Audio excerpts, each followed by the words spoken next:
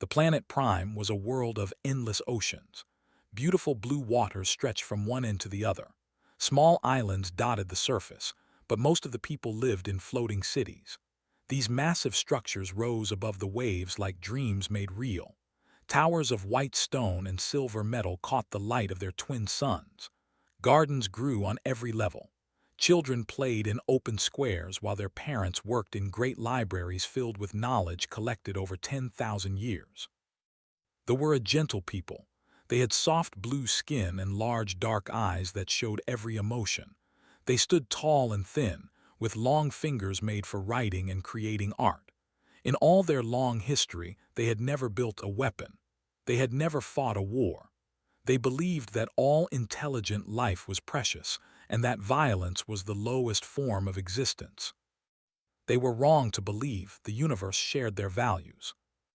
High Archivist stood in the grand library of the capital city. She was old by standards, nearly 300 years. Her blue skin had faded to a pale silver, and her movements were slow but graceful. She spent her days studying ancient texts and teaching young scholars about the mysteries of the cosmos. On this day, she was examining a strange device that had been found in underwater ruins thousands of years ago. Nobody knew who had built it. The ruins were older than civilization itself. The device was a simple thing, a black box with a single button and strange symbols that no one could read. Scholars had studied it for generations but never understood its purpose. Had no idea that this device would soon save what remained of her people. The attack came without warning. One moment the skies were clear and peaceful. The next moment they were filled with darkness. Thousands of ships appeared from nowhere. They blocked out the suns and cast shadows over the floating cities. The ships were ugly things. They looked like insects made of black metal and organic matter. Spines and claws covered their surfaces. They did not look like they were built. They looked like they had grown. They had arrived. The Dominion was a nightmare that had spread across dozens of star systems. They were hunters, predators. They did not conquer worlds for land or resources. They conquered worlds for flesh. They were creatures. They had hard shells, multiple limbs, and minds that worked together like one giant organism. What one knew, all knew. What one wanted, all wanted. And what they wanted was to harvest every living thing on Prime. The first beams of energy struck the outer cities. Watch from her window as a city called Morning Star simply vanished. One moment it was there, home to 50,000 people. The next moment, there was only fire and falling debris. The screams came through every communication channel, millions of voices crying out in terror and confusion. They had no way to fight back. They had no weapons. They had no soldiers. They had only their knowledge and their hope that the universe was kind. The universe was not kind. Within hours, half the floating cities were destroyed or captured. The landing ships descended like hungry insects. Soldiers poured out and began collecting the survivors. They learned a terrible truth that day. They did not kill their victims quickly. They kept them alive. They used them for food, for labor, for biological experiments. Death would have been a mercy. Gathered the survivors she could find and retreated to the last standing city. It was called Hope's End, a name that now seemed like a cruel joke.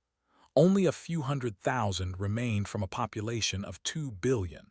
They huddled in the lower levels of the city while ships circled above like vultures waiting for a meal. The Council of Elders met in emergency session. They were broken and afraid. Some wanted to surrender and beg for mercy. Others wanted to take their own lives rather than be harvested. None of them had any real solutions. They had never prepared for this. They had never imagined this. Listened to them argue until she could stand it no more. She stood up and spoke in a voice that was tired but firm. She told them about the ancient device. She told them about the symbols she had finally managed to translate just weeks before. The device was a beacon, a call for help. It was designed to send a message across the stars to a specific location, a small yellow star far across the galaxy. Nobody knew what lived there. Nobody knew if anything lived there at all. The ruins were so old that whoever built them might have died millions of years ago. But what choice did they have? The council agreed, returned to the Grand Library, which was now filled with refugees and the wounded. She found the device where she had left it. Her hands trembled as she picked it up. She pressed the single button. Nothing seemed to happen. No lights, no sounds. The device simply sat in her hands, cold and silent. But far across the galaxy, something heard. The signal traveled faster than light. It crossed 3,000 light-years in the blink of an eye. It passed dead worlds and empty systems. It slipped through clouds of gas and dust. It flew past stars being born and stars dying. And then it reached a small blue planet orbiting a yellow sun. The planet was called Earth by the creatures who lived there. They called themselves humans. The signal was received by machines buried deep inside a mountain. Alarms began to sound. People in uniforms ran to their stations. Screens lit up with data that no one had ever seen before. For the first time in human history, they had proof that they were not alone. Back on Prime, set down the device and walked to the window. The ships were moving closer. They would attack soon. The last city would fall and her people would be nothing but a memory. She did not know if help would come. She did not know if anyone had heard. All she could do was hope that somewhere out there, someone cared enough to answer. She closed her eyes and whispered a prayer to gods she was not sure existed. 3,000 light-years away, humanity was already preparing its response. And they had no idea what they had awakened. The signal arrived at 3 in the morning, Earth time. Deep inside Cheyenne Mountain, in a facility that most people did not know existed, computers began screaming warnings. Men and women in military uniforms rushed to their stations. Coffee cups were forgotten. Sleep was abandoned. Something impossible had just happened. Lieutenant Sarah was the first to see the data. She was young, barely 25, but she was one of the best signal analysts in the world. Her eyes went wide as she looked at her screen. The signal was not random noise. It was not a natural phenomenon. It was a message, a real message from somewhere beyond their solar system. Within minutes, the base commander was standing behind her. Within an hour, the President of the United States was on a secure video call. Within 6 hours, every major government on Earth knew the truth. Aliens existed, and they were asking for help. The message was simple once they decoded it. The language was strange, but the meaning was clear. A species called was being attacked. They were being killed. They were begging anyone who could hear them to come and save them. The world leaders argued for 2 days. Some wanted to ignore the message. Earth had its own problems, they said. Why should they risk everything for strangers they had never met? Others said it was a trap. Maybe the message was fake. Maybe something evil was trying to lure humanity into space. But others remembered history. They remembered times when cries for help were ignored. They remembered genocides that happened while the world watched and did nothing. They remembered the shame that came after when people asked why no one had acted. Admiral Helena Vance was 62 years old. She had spent her entire life in the military. She had fought in 3 wars and lost friends in all of them. Her hair was gray and cut short. Her eyes were hard but not cruel. She had seen the worst of humanity, but she still believed in doing what was right. She stood before the United Earth Defense Council, a group that the public did not know existed. For 50 years, Earth's governments had been secretly working together. They had built ships. They had developed weapons. They had prepared for the day when humanity would meet something hostile in the darkness between stars. That day had come. Admiral Vance spoke to the council in a voice that was calm and strong. She told them that humanity had a choice. They could hide on their little planet and hope that whatever was out there never found them, or they could answer the call. They could show the universe what humans were made of. The vote was unanimous. Humanity would fight. The first expeditionary fleet had been waiting for 20 years. The ships were hidden in bases on the dark side of the moon and in the asteroid belt. 12 dreadnoughts, each one 2 kilometers long, armed with weapons that could crack a planet. 40 destroyers, fast and deadly. 200 fighters, small and quick, piloted by the best men and women Earth had to offer. And 50,000 Marines, trained to fight in any environment against any enemy. Admiral Vance took command of the flagship, a dreadnought named Retribution. It was a fitting name for what they were about to do. The fleet gathered in orbit around Mars. From a distance, it would have looked like a swarm of metal insects. Up close, it was terrifying. These were not ships built for exploration or peace. These were ships built for one purpose only: war. The crews were nervous but ready. Many of them had trained their entire lives for a moment that they thought would never come. Now it was real. They were about to travel across the galaxy to fight an enemy they had never seen. Admiral Vance addressed the fleet through every speaker on every ship. Her face appeared on every screen. Her voice reached every ear. She did not give a long speech. She did not talk about glory or honor. She talked about the message. She talked about a people who had never hurt anyone being slaughtered for no reason. She talked about what it meant to be human. Humans were not perfect, she said. They had done terrible things to each other throughout history. They had wars and crimes and cruelty that would shame them forever. But they also had something else. They had the ability to choose. They could choose to be better. They could choose to help those who could not help themselves. She finished with words that would be remembered for centuries to come. They called into the dark, hoping for salvation. What they will receive is wrath, not against them but against those who made them suffer. We do not know mercy for the merciless. We do not offer peace to those who slaughter the innocent. Today, we show the universe that humanity protects the weak and destroys those who prey upon them. Today, we answer. The fleet activated their faster-than-light drives. Space itself seemed to bend around them. Stars stretched into lines of light. And then they were gone, racing across the galaxy at speeds that should have been impossible. The journey took 3 days. 3 days of tension and preparation. The Marines checked their weapons again and again. The pilots ran simulations until they could fly in their sleep. The ship crews made sure every system was working perfectly.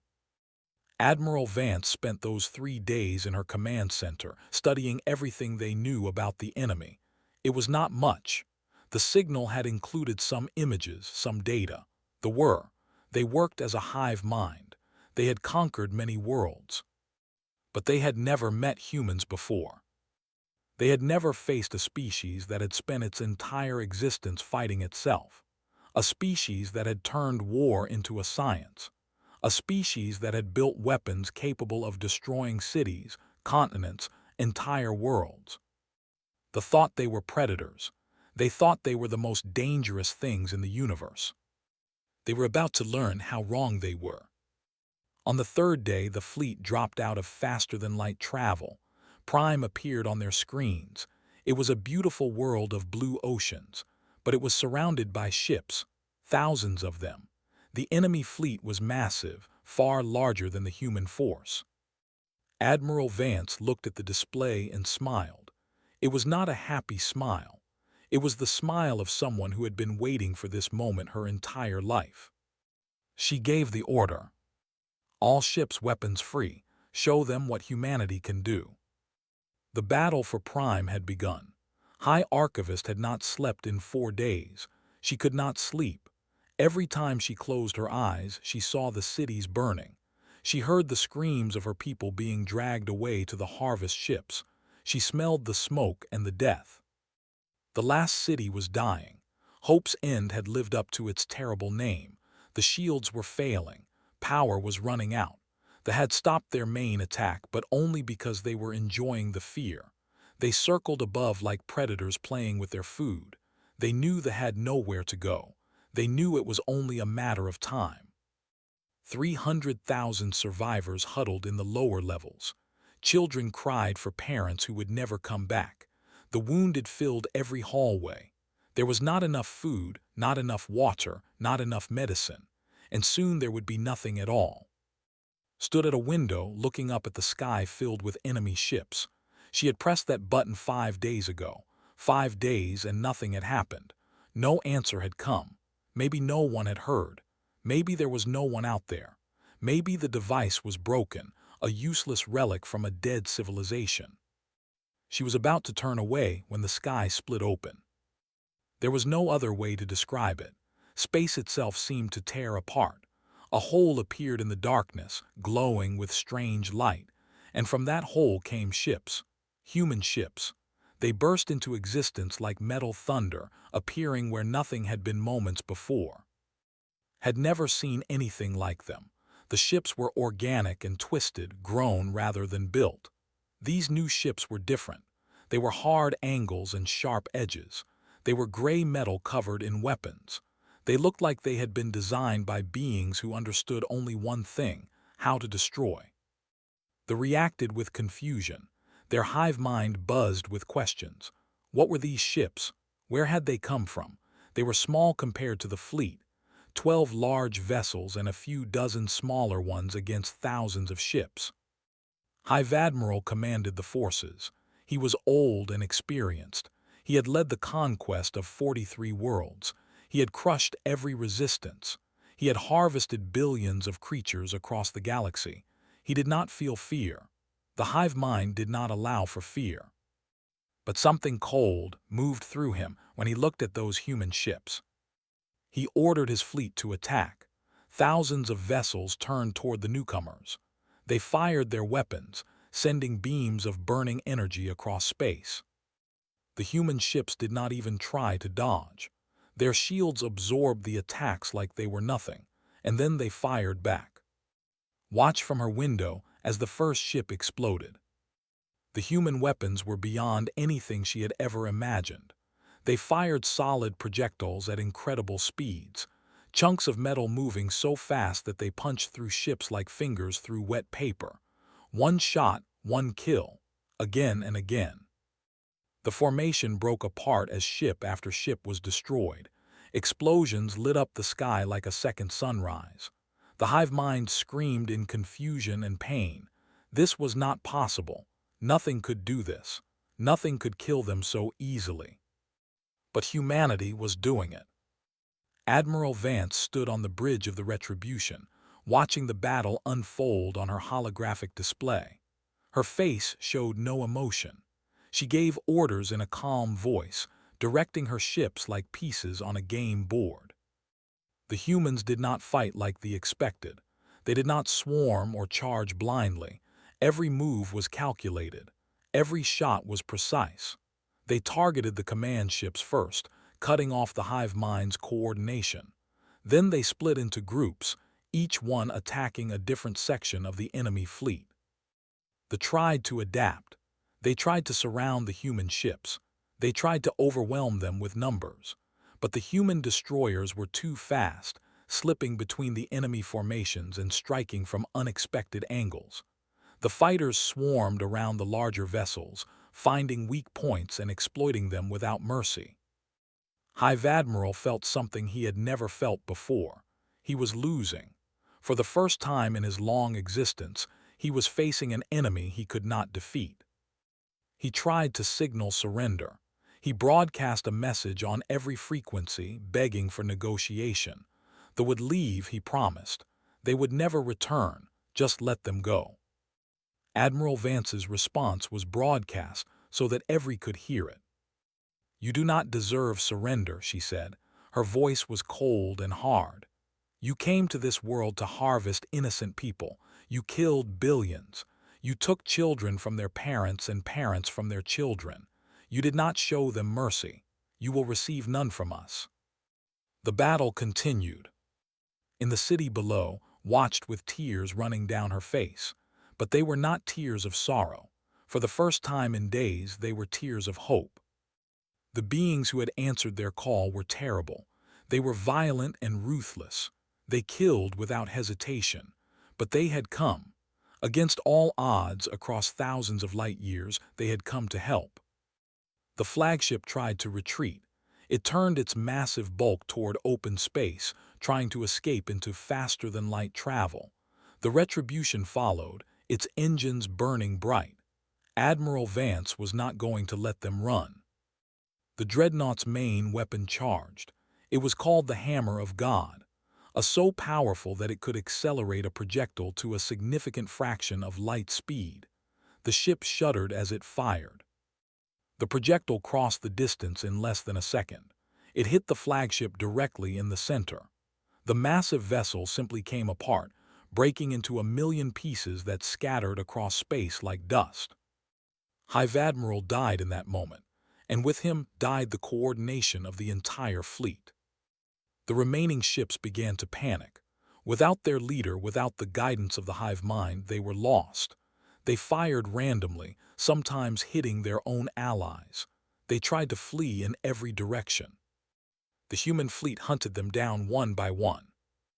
By the time the twin suns of Prime began to set, the sky was clear of ships.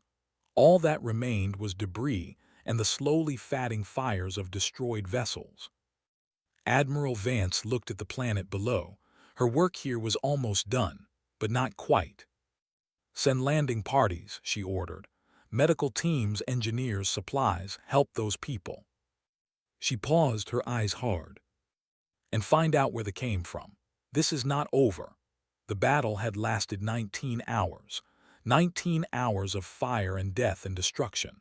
When it was over, not a single ship remained in the skies of Prime.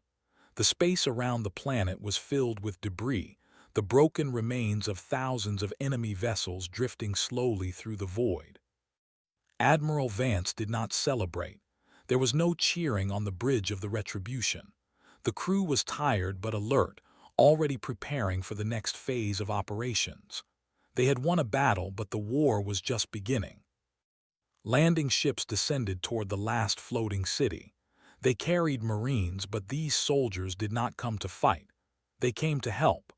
Behind them came transport vessels filled with food, water, medicine, and equipment. Humanity had prepared for this moment.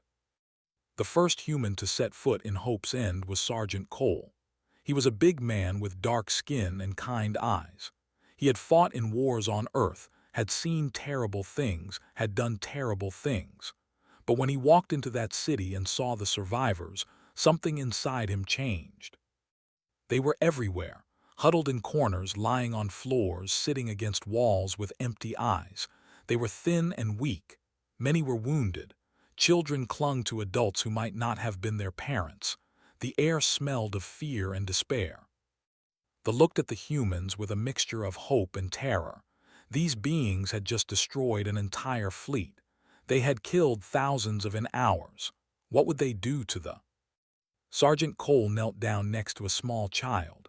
The child was alone, her blue skin pale, her large eyes filled with tears. She trembled as the massive human approached. Cole reached into his pack and pulled out a ration bar. He unwrapped it slowly and held it out to the child. He smiled, trying to make his face as gentle as possible. "It is okay," he said softly. "You are safe now. No one will hurt you again." The child did not understand his words, but she understood his tone. She understood his smile. She took the food with shaking hands and ate it quickly. All across the city, similar scenes played out. Human soldiers and medics moved through the crowds, offering help to anyone who needed it. They treated wounds. They distributed supplies. They carried the weak and comforted the grieving. High Archivist watched from a distance, unable to believe what she was seeing. These humans had just demonstrated the capacity for incredible violence. They had wiped out the fleet without hesitation or mercy. Yet here they were, treating her people with kindness and compassion. She approached one of the human officers, a woman with red hair and a tired face. The officer noticed her coming and turned to face her. "You are the leader here?" asked. The translation device the humans had given her made communication possible. "I am Captain," the woman replied. "Medical Corps, we are here to help." "Why?" asked. The question had been burning in her mind since the human ships first appeared. You came so far, you risked so much. You do not know us. Why would you help strangers?" Captain was quiet for a moment.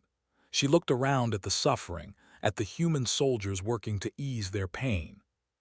"Because we heard you calling," she said finally, "and because it was the right thing to do." Did not fully understand. On Prime, resources had always been shared freely because there was enough for everyone. The concept of choosing to help at great cost to yourself was foreign to her, but she was beginning to understand that humans were very different from her people.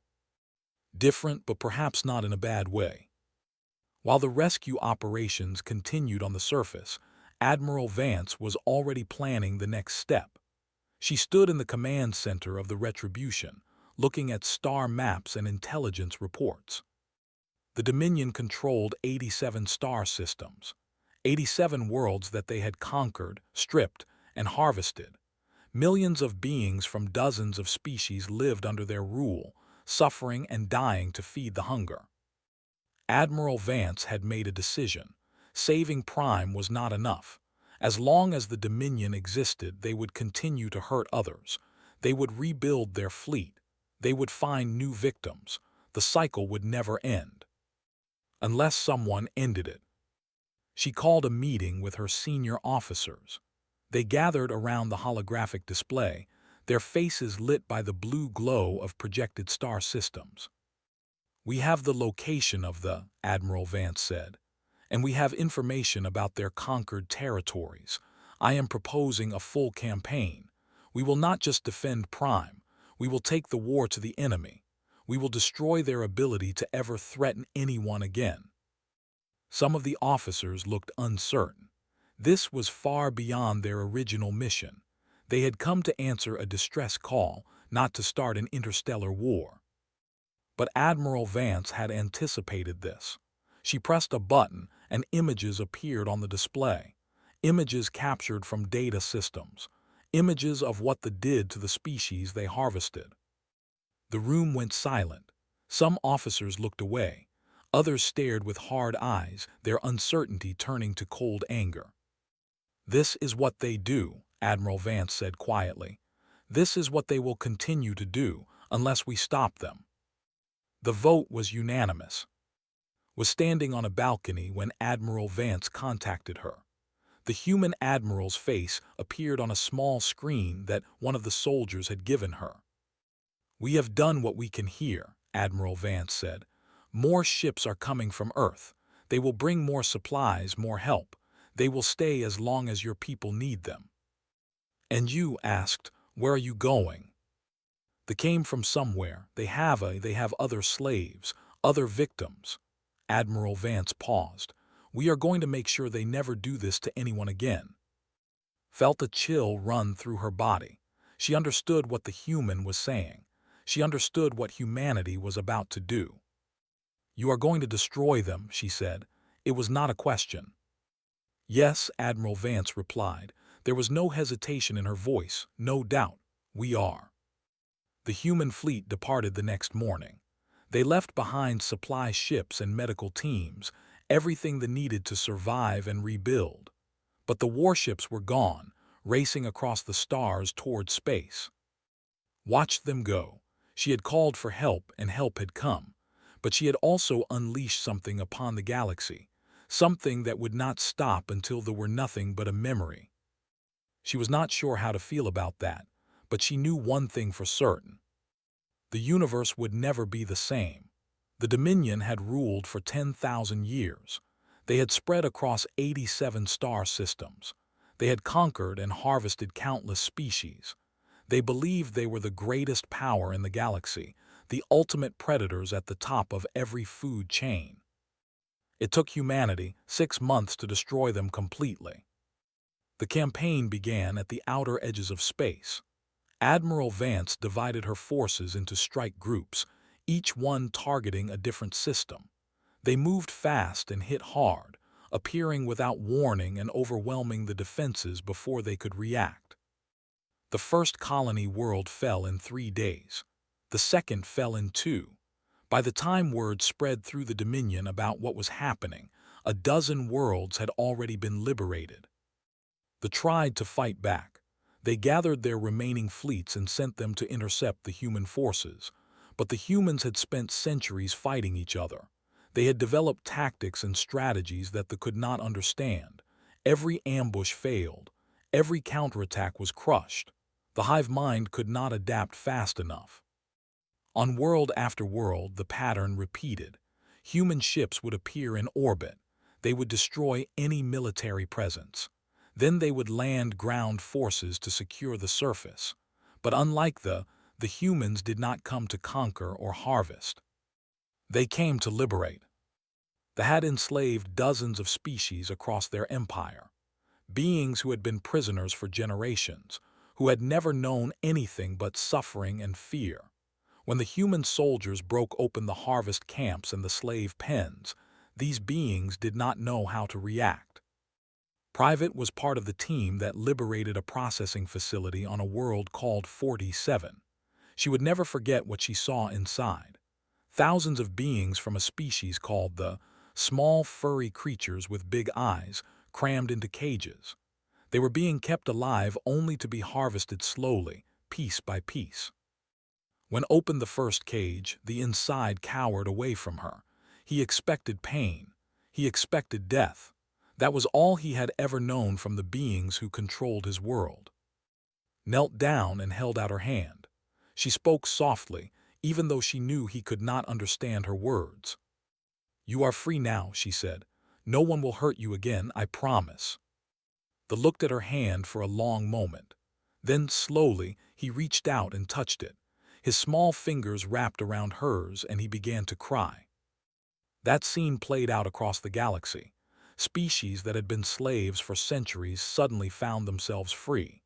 The humans asked nothing in return. They did not demand tribute or obedience.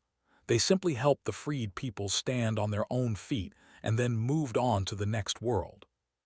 There was the last to fall.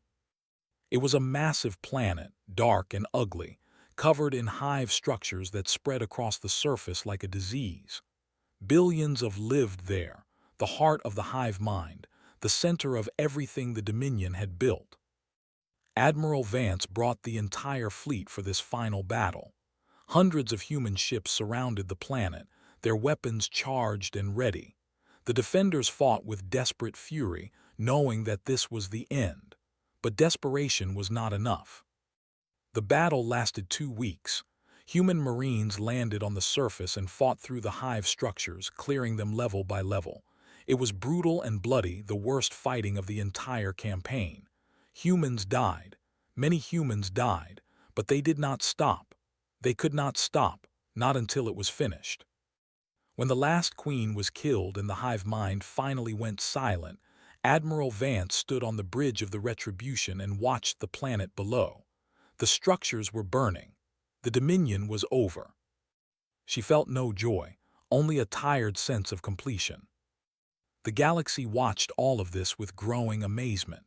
There were other powers out there, other civilizations who had been aware of but too afraid to challenge them. They had watched the Dominion spread and grow, hoping it would never reach their borders. Now they watched as a species they had never heard of, from a planet they did not know existed, systematically dismantled the greatest threat the galaxy had ever known. Who were these humans? Where had they come from? What did they want? The United Earth Defense Council prepared a message. It was broadcast on every frequency, sent to every corner of the galaxy, translated into every known language. Admiral Vance was chosen to deliver it. She stood in front of a camera, her gray hair slightly disheveled, her uniform worn from months of war. Behind her, through a window, the stars shone bright and endless. "We are humanity," she began. "We come from the third planet of an unremarkable yellow star. We did not seek this war. We did not know you existed, but we heard a cry for help and we answered." She paused, letting the words sink in. "The Dominion is no more. The species they enslaved are free. The worlds they harvested will heal. This is what we came to do, and it is done." Her eyes hardened, and her voice grew stronger. "Let this serve as notice to all who prey upon the weak. We are watching now. We will not look away, we will not hesitate, and we will not stop." She leaned forward slightly, and her next words seemed to reach across the stars to touch every being who heard them. "If your people are suffering, send word to Earth. We will come. We will help. We will protect you, not because we want something from you, but because it is right. But if your people cause suffering," she continued, her voice dropping to something cold and dangerous, "pray that we never find you, because we will come for you too, and there will be no mercy, no negotiation, no escape." She straightened and took a breath. "This is humanity. This is our promise. This is our warning. Remember it." The message ended. In the years that followed, everything changed. Earth became the center of something new, not an empire. Humanity did not want to rule anyone. Instead, they became guardians, protectors, a force that would answer any call for help and punish any who harmed the innocent. Species from across the galaxy sent ambassadors to Earth. Some came to offer thanks. Some came to seek protection. Some simply came to see these strange beings who had changed everything. And far away, on a world of endless oceans, High Archivist stood in a rebuilt library. The floating cities were being restored. Her people were healing. They would never forget what they had lost, but they would survive. She looked up at the stars and thought about the humans. They were terrifying and kind, violent and compassionate, dangerous and protective. They were a contradiction that she would spend the rest of her life trying to understand. But one thing she knew for certain: the universe was no longer as dark as it had been, because somewhere out there humanity was watching. And for those who suffered, that was the greatest hope of all.